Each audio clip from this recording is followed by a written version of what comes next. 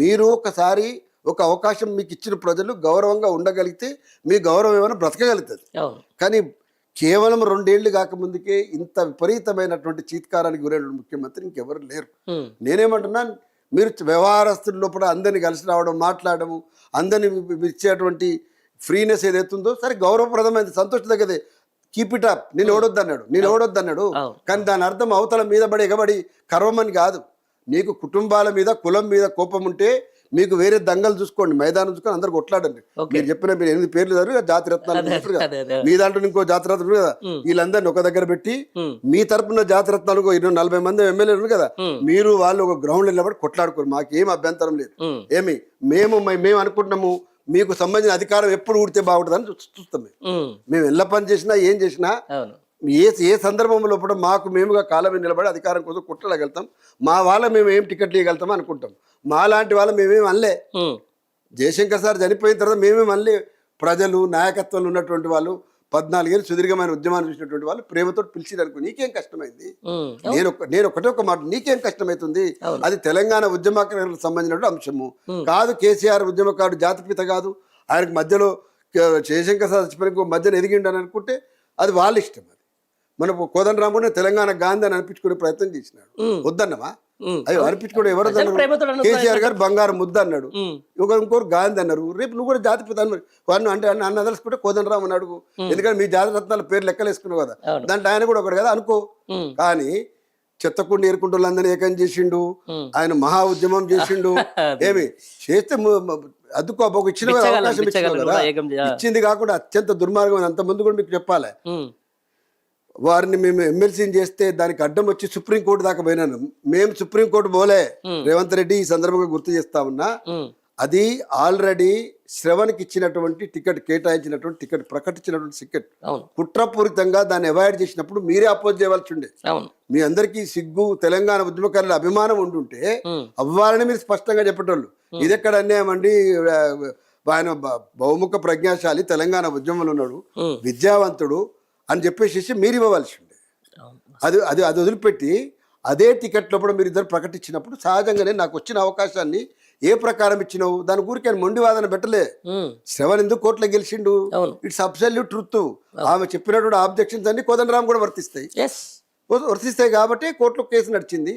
కోర్టులో తన ఫేవర్ లోపల వచ్చింది.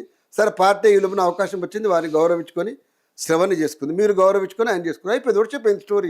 మళ్ళీ కుట్రలు ఎక్కడివి, ఇలా ఓరకపోవడం ఎక్కడిది, ఇలా ముచ్చట ఎక్కడిది? నువ్వు దేనికి లింక్ పెడతావో తెలియదు. 10 ఎకరాలు హైదరాబాద్లో కొనుక్కున్నారు అంటావు. మరి బట్టిని ఖాళీ చేయమని చెప్పి 10 ఎకరాల గడి నుంచి చేసి దాని సర్కారు బడి పెట్టి, లేకపోతే మెడికల్ కాలేజ్ పెట్టి, లేకపోతే ఒక హాస్పిటల్ పెట్టి. నేను ఎవడొద్దు అన్నాడు? ఓల్డ్ ఏజ్ హోమ్ పెట్టి. నువ్వు అంటావు 10 ఎకరాల గడి అన్నావు కదా. అబద్ధాలకు కూడా అద్దుండాలి. నీ ప్రభుత్వానికి సంబంధించినటువంటి వ్యవస్థలంతా నడిచేటువంటిది ఉప ముఖ్యమంత్రి అంటే మొన్నటిదాకా బొగ్గు కుంభకోణంలో గెలికింది కాక ఇప్పుడు ఇది బట్టిది ఖాళీ చేయమని చెప్తారు. కొత్త పొగ పెడుతున్నావు. బట్టి అలాగే ఖాళీ చేసి ఇంకేమైనా బయట ఖాళీ చెప్పి నువ్వు తట్టుకోలేకపోతే. అంతేగాని దేనికి లింక్ చేసి మాట్లాడుతున్నారు?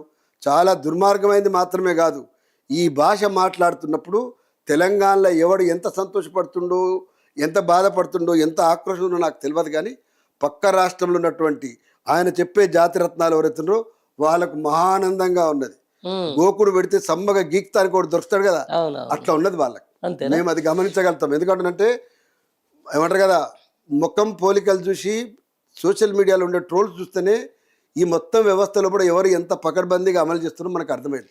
అందుకోసమని రేవంత్ రెడ్డి గారు, మీరు ఇదివరకు ఒక మాట అన్నారు, నేను ఇప్పటి నుంచి మాట్లాడను అన్నారు. నేను హార్వర్డ్ పోతున్నా అన్నారు. మీరు హార్వర్డ్ పోతే మీరు ఫార్వర్డ్ ఆలోచన చేస్తాను అనుకున్నాం మేము. మీరు బ్యాక్వర్డ్ కూడా కాదు, 3rd క్లాస్ ఆలోచన చేసి వెనక్కి వచ్చింది. వచ్చినాం రావడమే. మీరు ఏడ మొదలుపెట్టి ఇట్లాంటి తిట్ల దండకము. తెలంగాణలో మన కాలంలో కూడా జీవించినటువంటి తెలంగాణ సాయుధ పోరాట మహాసేనాని రావినారాయణ రెడ్డికి సంబంధించి అవార్డు గురించి రిక్వెస్ట్ చేసే దగ్గర మీరు చెప్పిన జాతిరత్నాలు అందరూ ఒక దగ్గర చేరి, కమ్యూనిస్టులు అయితేంది, సిపిఐ అయితేంది, సిపిఎం అయితేంది, టీఆర్ఎస్ అయితేంది, కాంగ్రెస్ అయితే ఎవడైతేందండి, మాకు బీజేపీ అయితేంది, ఒక్క స్టేజ్ మీద మీరు మాట్లాడిన దగ్గర జర్నలిస్ట్ శ్రీనివాసరెడ్డి ఉంటాడు, తెలంగాణ జేఏసీ కోదండరామ్ రెడ్డి ఉంటాడు, జస్టిస్ సుదర్శన్ రెడ్డి ఉంటాడు, పల్లా వెంకటరెడ్డి ఉంటాడు, ఇంకొక చాడా వెంకటరెడ్డి ఉంటాడు, రావినారాయణ రెడ్డి గురించి మాట్లాడతారు. మీరు మొత్తం స్టేజ్ మీద అందరూ కూర్చుంటే కూడా మీకు ఏం ఫీలింగ్ ఏం లేదు. మీరు ఇంకొకరి గురించి జాతిరత్నాలు మాట్లాడతారు.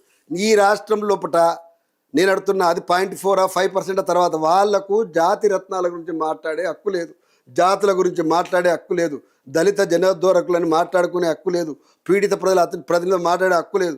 కమ్యూనిస్టులు కూడా విజ్ఞప్తి చేస్తున్నా ఆ వేదిక మీద మాట్లాడినందుకు ఇంత ముసిముసిగా ఇంత కన్వీనియంట్గా మీరు రేవంత్ రెడ్డి దగ్గర ఎందుకు ఫీల్ అవుతారో నాకు తెలియదు, కానీ మాకైతే సిగ్గు అనిపిస్తూ ఉన్నది. మీరు మీ యొక్క సైలెన్స్ అనేది మాకు అవమానం అనిపిస్తూ ఉంది. ఇట్లా భాష మాట్లాడుతూ ఉంటే మీ ప్రాతినిధ్యం ఏంది, మీది ఏంది? రావినారాయణ రెడ్డి తన జీవితకాలంలో ఏం ఆచరించిండు, ఆయన ఆచరణకు కలంకం మీ భాష అన్నది మాట్లాడింది. మీరు ఇమీడియట్ గా చెప్పవలసి ఇది ఏం భాష అని అడగవలసి ఉండే. మా దగ్గర మా స్టేజ్ మీద షేర్ చేసుకున్నప్పుడు మీరు ఇట్లా మాట్లాడదని చెప్పవలసి ఉండే. భవిష్యత్తులో పునరావృతం కావద్దని చెప్పేసి ఒక స్టేట్మెంట్ ఇవ్వవలసి ఉండే. ఎందుకు ఇంత కన్వీనియంట్ గా నోరు మూసుకుంటున్నారు? మొన్నటి దాకా మీరు పవర్ దీంట్లో ఉన్న టీఆర్ఎస్ లో ఉన్నప్పుడు సీట్ షేర్ చేసినారు, అనేక రకాలుగా షేర్ చేసుకున్నారు, అధికారులు షేర్ చేసుకున్నారు. ఇట్లా కాంగ్రెస్ నిమిషం మారేదంటే దేశవ్యాప్తంగా మరి నిమిషం మాట్లాడతారు కదా. మీరు భారతీయ జనతా పార్టీకి వ్యతిరేకంగా మేము కొట్లాడతాము, మేము కట్బందీ చేస్తామంటే కిషన్ రెడ్డిని ఒక మాట అన్నాడు. ఏమన్నాడు? మీకు ఏమున్నాయనయ్యా బాబు, చాలా గుర్రలు పెడుతున్నాను, నీకు ఉన్నది ఎంత అసలు? ఉన్న 1-2 ఎమ్మెల్యేలతోటి మా మూడోసారి గెలిచిన అడ్డం పెడతావా అన్నాడు కదా. అన్నప్పుడు మీరేమనవలసి ఉండే, అరే మేము ఇంతమంది ఎమ్మెల్యేలు ఉన్నాము, ఇంతమంది ఎంపీలు ఉన్నాము, మా ద్వారా మిత్రపక్షంలో కూడా 4 రాష్ట్రాలు ప్రభుత్వాలు నిలబడి రేపు కాలం కలిసి వస్తే అన్ని శక్తులు ఏకం చేస్తాము, దాంట్లో బీఆర్ఎస్ని కూడా మేము అందరం కూడా ఈ స్టేట్లో కలుపుకొని వచ్చేసి రేపు ఎక్కువ మెజారిటీ సీట్లు బీజేపీ ఇతర శక్తులతోటి పార్లమెంట్కి వస్తామని చెప్పవలసి ఉండే. అవునా కాదా? దాన్ని వదిలిపెట్టి నువ్వు బీఆర్ఎస్ని ఏకాకి చేయడానికి భారత రాష్ట్ర సమితిని ఏకాకిం చేయడానికి భారతీయ జనతా పార్టీ, భారతీయ జాతీయ కాంగ్రెస్ పార్టీ ఇద్దరు కలిసి ఏకమయ్యేసి ఒక ప్రాంతీయ పార్టీని లేదా ఇవాళ బీఆర్ఎస్ పెరుగుతున్న దాన్ని పకడ్బందీగా తొక్కాలని చూసి ఒక సెక్యులర్ ఫ్రంట్లకు రాకుండా చూస్తున్నారంటే మీరు ఎవరి ప్రయోజనాల కోసం పనిచేస్తున్నా అడుగుతున్నా. ఓపెన్ క్వశ్చన్ టు ది తెలంగాణలో ఉన్నటువంటి సోకాల్ సిపిఐ సిపిఎంకి స్ట్రైట్ క్వశ్చన్ అడుగుతామని. మీరు చేసేటువంటి ప్రయత్నంలో అవుట్ రైట్ గా భారత రాష్ట్ర సమితి కూడా సెక్యులర్ ఫ్రంట్లో భాగం కావాలి, మనం కలిసే పని చేయాలి, ఈ వైరుధ్యాలు విపరీతమైనటువంటి ఏకపక్షమైనటువంటి ఫైటింగ్ ఆపాలే, ఇది దేశానికి మంచిది కాదు, బీజేపీకి అనుకూలమైంది. ఏమి సందులో సడమే బీజేపీ అని మీరు చెప్పాలి. అది వదిలిపెట్టి మీరు గడుకోసారి వీళ్ళ సందులో చేరేసి రేవంత్ రెడ్డి సందులో చేరేసి మా మీద ఫైరింగ్ చేసేది ఎక్కడిది? నేను అడుగుతామన్నా, ఎక్కడ జరుగుతుంది, ఏం నడుస్తామన్నది?